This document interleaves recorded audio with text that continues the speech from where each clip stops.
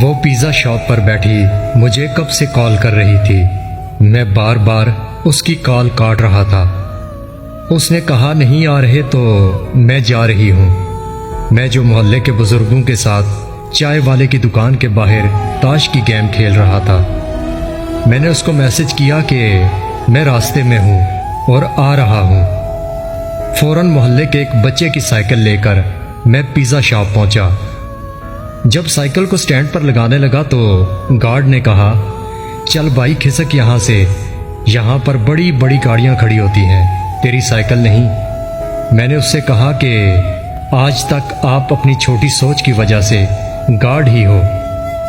میں جیسے ہی اندر پہنچا تو وہ غصے سے پھٹ پڑی، کہنے لگی کیا میں تمہاری ملازم ہوں؟ تو میں نے بھی مسکرا کر کہا کہ کیا میں ویلا ہوں؟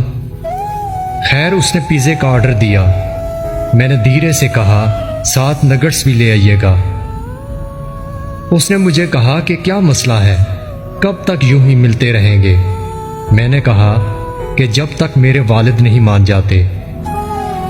پیزا آیا تو میں نے بڑے بڑے بائٹس لے کر کھانا شروع کر دیا۔ اس نے مجھے غور سے دیکھا اور کہنے لگی پہلی بار کھا رہے ہو؟ کھانے کے بعد 500 روپے پیٹرول کے لیے اور اسے یہ کہا کہ میں گاڑی پر آیا ہوں۔ اس نے بل ادا کیا اور جب ہم باہر نکلے تو اس نے مجھے کہا کہ مجھے بھی ڈراپ کر دینا۔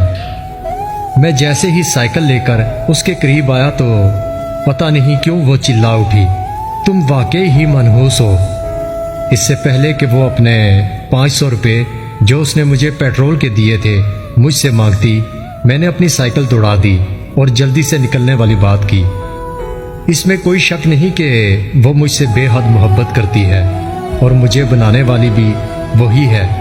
بات یہ ہے کہ اگر محبت ہو جائے تو ذات پات نہیں دیکھی جاتی، اور جب سچی محبت ہو جائے تو پھر روح سے تعلق بنتا ہے۔